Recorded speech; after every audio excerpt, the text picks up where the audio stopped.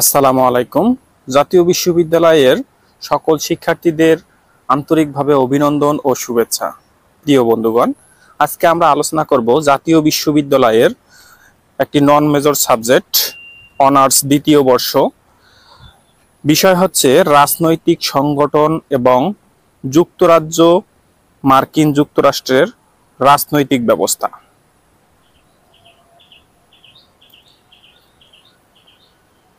বিষয় কোড হচ্ছে 22-19-09। আমরা ক বিভাগ, খ বিভাগ, গ বিভাগ সবগুলো আলোচনা করব। আপনারা দেখলে অনেক উপকৃত হবেন এবং এই সাজেশনটি ফলো করলে 100% কমন পাবেন ইনশাআল্লাহ। রাজনৈতিক সংগঠন এবং যুক্তরাজ্য মার্কিন যুক্তরাষ্ট্রের রাজনৈতিক ব্যবস্থা সাজেশন ক বিভাগ অতি সংক্ষিপ্ত প্রশ্ন উত্তর। প্রথমে আমরা অতি সংক্ষিপ্ত প্রশ্ন উত্তর আলোচনা করতেছি। Constitution is the law of life the state has chosen for itself. উক্তিটি কার? এই উক্তিটি হচ্ছে এরিস্টটলের।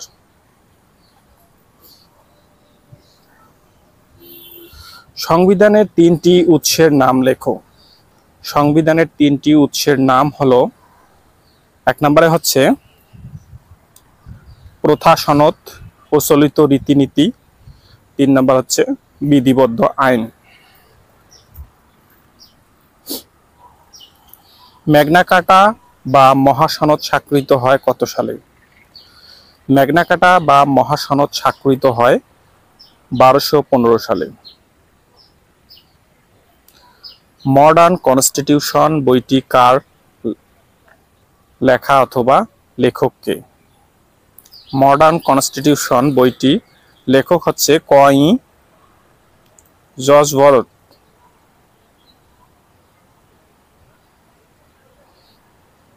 পৃথিবীর সবচেয়ে ক্ষুদ্রতম লিখিত সংবিধান কোনটি? পৃথিবীর সবচেয়ে ক্ষুদ্রতম লিখিত সংবিধান কোনটি? পৃথিবীর সবচেয়ে ক্ষুদ্রতম লিখিত সংবিধান মার্কিন যুক্তরাষ্ট্রের সংবিধান। রাষ্ট্রের সবচেয়ে গুরুত্বপূর্ণ উপাদান কোনটি? রাষ্ট্রের সবচেয়ে গুরুত্বপূর্ণ উপাদান হচ্ছে সার্বভৌমত্ব। নাৎসিবাদের জনক কে? নাৎসিবাদের জনক হলো হিটলার। ফ্যাসিবাদের জনক কে?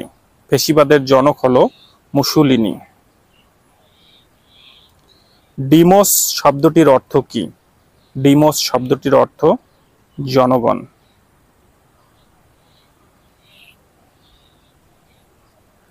সেভারেন্টি শব্দের উৎস?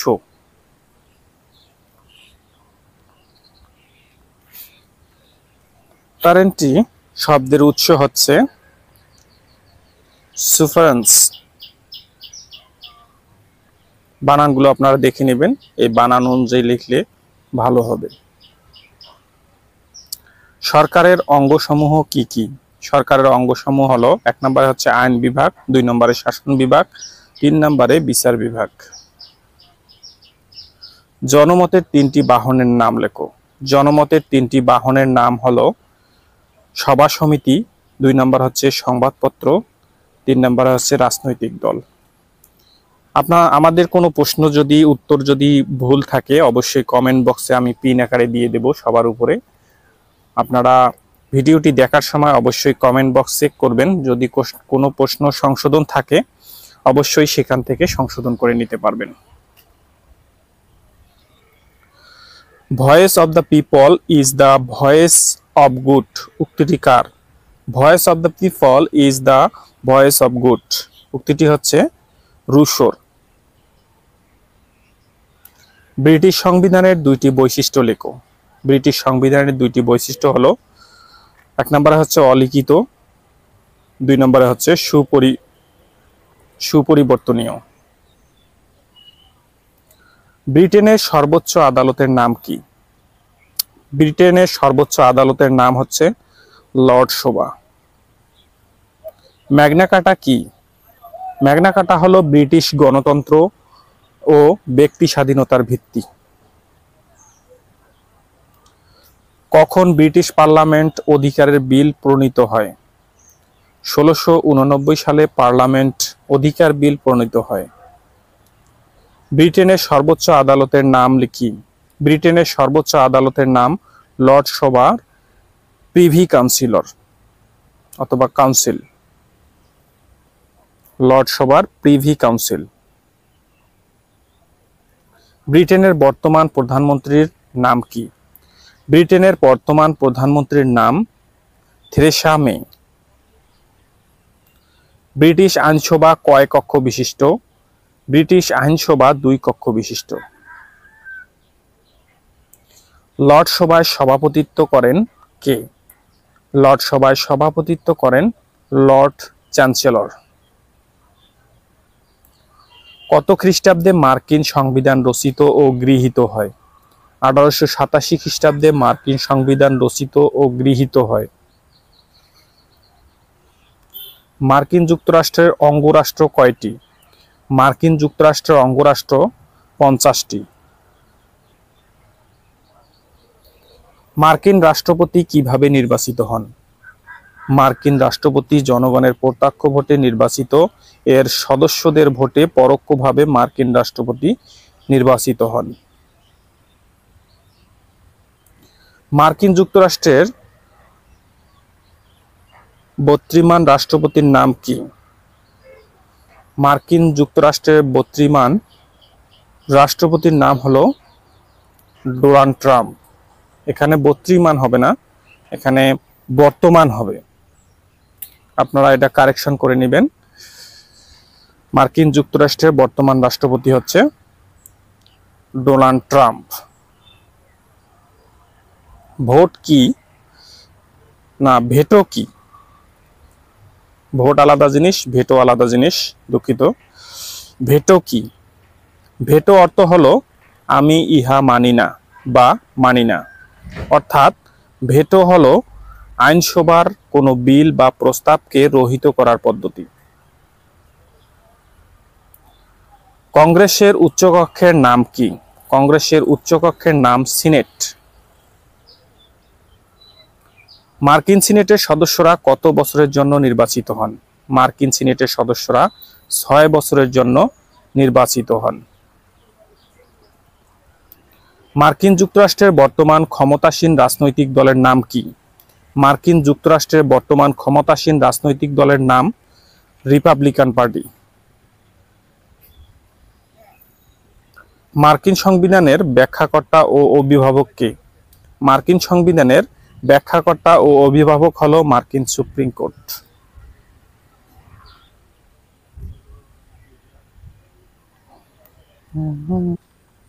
ক বিভাগ শেষ করলাম, খ বিভাগ শুরু করব। খ বিভাগে যেসব প্রশ্ন দিব 100% কমন পড়বে ইনশাআল্লাহ। আমি পরবর্তীতে একটা শর্ট সাজেশন দিব এই কিছুদিনের মধ্যে, সেটা দেখলে আরো উপকৃত হবেন। সেই শর্ট সাজেশন অনেক সময় কমন পড়ে, অনেক সময় পড়ে না। আমরা বিভিন্ন জায়গা থেকে শর্ট সাজেশন সংগ্রহ করি। আমরা দেখি বিগত বছরে দেখতে পেরেছি যে শর্ট সাজেশন মনে করেন 8টা সাবজেক্ট আছে, শর্ট সাজেশন কমন পড়লো 4টে সাবজেক্টে কমন পড়লো, 4টাতে পড়লো না, তখন কিন্তু রিস্ক হয়ে যায়। এই কারণেই কিন্তু আপনারা অবশ্যই এই যে শর্ট সাজেশন আগে ভাগে ফলো না করে আগে ডিটেলস সাজেশনটা মোটামুটি একটা সাজেশন করতে হবে যাতে 100% কমন পড়ে, তারপরে শর্ট সাজেশন ফলো করতে হবে।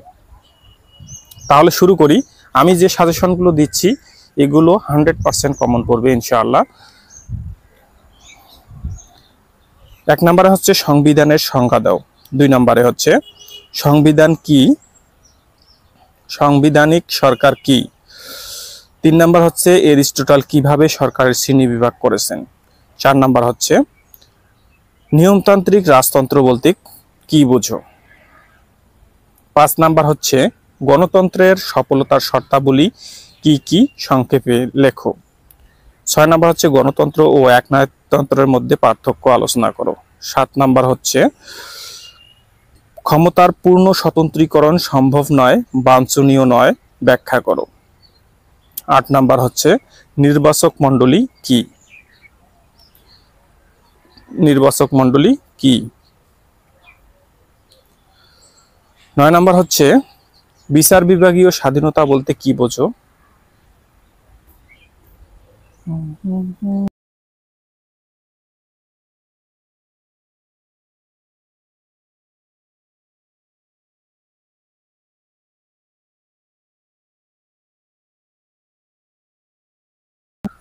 বিভাগীয় স্বাধীনতা বলতে কি বোঝো? 10 নাম্বার হচ্ছে আইনসভার ক্ষমতা হ্রাসের কারণসমূহ আলোচনা করো। 11 নম্বর হচ্ছে রাজনৈতিক দলের বৈশিষ্ট্যগুলো কি কি। 12 নম্বর হচ্ছে চাপ সৃষ্টিকারী গোষ্ঠী কাকে বলে। জনমতের মাধ্যমগুলো আলোচনা করো। 14 নম্বর হচ্ছে ব্রিটিশ সংবিধানের উৎস কি। 15 নম্বর হচ্ছে প্রথা কি। 16 নম্বর হচ্ছে ব্রিটিশ প্রথা কত প্রকার ও কি কি। 17 নম্বর হচ্ছে সাংবিধানিক আইন কাকে বলে। 18 নম্বর হচ্ছে মার্কিন যুক্তরাষ্ট্রের ক্ষমতা স্বতন্ত্রীকরণের গুরুত্ব কি। 19 নম্বর হচ্ছে ইলেকট্রাল কলেজ কি। 20 নম্বর হচ্ছে সিনেটের সৌজন্য বলতে কি বোঝো। 21 নম্বর হচ্ছে মার্কিন সিনেটের পৃথিবীর সর্বাপেক্ষা শক্তিশালী দ্বিতীয় কক্ষ বলা হয় কেন। 22 নম্বর হচ্ছে মার্কিন যুক্তরাষ্ট্রের স্পয়েল সিস্টেম কি। এই 22টা প্রশ্ন পড়লেই কিন্তু আপনারা 100% কমন পাবেন, তাই অবহেলা না করে অবশ্যই সবগুলো প্রশ্ন আপনারা মুখস্থ করে নেবেন। পরবর্তীতে শর্ট সাজেশন আসলে আমি শর্ট সাজেশন দিয়ে দেব 2-1 দিনের মধ্যে। আগে এটা ভালো করে পড়েন, তারপরে আমি শর্ট সাজেশন দিব। আমি তো আগেই বললাম যে শর্ট সাজেশন থেকে সব সাবজেক্টে সব সময় কমন পড়ে না, এই কারণেই আমি এমন সাজেশন দিয়েছি যাতে 100% কমন পড়ে। এখন আসবো আমরা রচনামূলক প্রশ্ন। রচনামূলক প্রশ্ন এই গ বিভাগের এই সাজেশনগুলো পড়লেও আপনারা 100% কমন পাবেন। 1 নম্বরে হচ্ছে উত্তম সংবিধানের বৈশিষ্ট্য আলোচনা করো। 2 নম্বরে হচ্ছে সাংবিধানিক সরকারের সংজ্ঞা দাও, সাংবিধানিক সরকারের বৈশিষ্ট্য আলোচনা করো।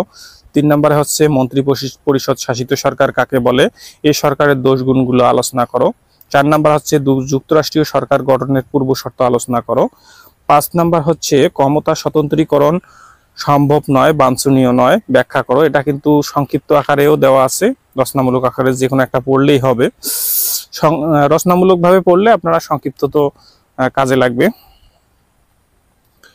6 নম্বর হচ্ছে নির্বাচক মণ্ডলীর সংজ্ঞা দাও, আধুনিক রাষ্ট্রের নির্বাচক মণ্ডলীর ভূমিকা আলোচনা করো। 7 নম্বর হচ্ছে নির্বাচক মণ্ডলীকে সরকারের চতুর্থ অঙ্গ বলা হওয়ার কারণসমূহ আলোচনা করো। 8 নম্বর হচ্ছে বিরোধী দল কাকে বলে, আধুনিক গণতান্ত্রিক রাষ্ট্রে বিরোধী দলের ভূমিকা আলোচনা করো।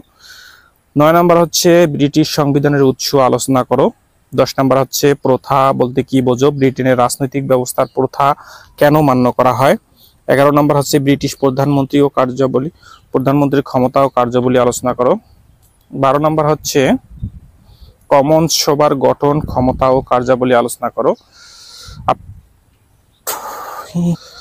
এই সাজেশনগুলো যে দিচ্ছি আমি সমাধান দেওয়ারও চেষ্টা করব। যারা বই কেনেন নাই এখান থেকে বই না কিনেও প্রস্তুতি নিতে পারবেন, সেটা ব্যবস্থা করে দিব ইনশাআল্লাহ।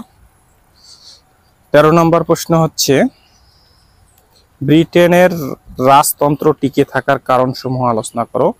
14 নম্বর হচ্ছে মার্কিন যুক্তরাষ্ট্রের সংবিধানের বৈশিষ্ট্যসমূহ আলোচনা করো।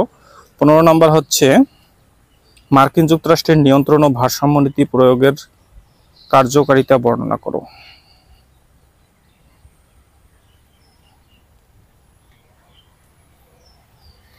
16 নম্বর হচ্ছে ব্রিটেন ও মার্কিন সংবিধানের মধ্যে তুলনামূলক আলোচনা করো।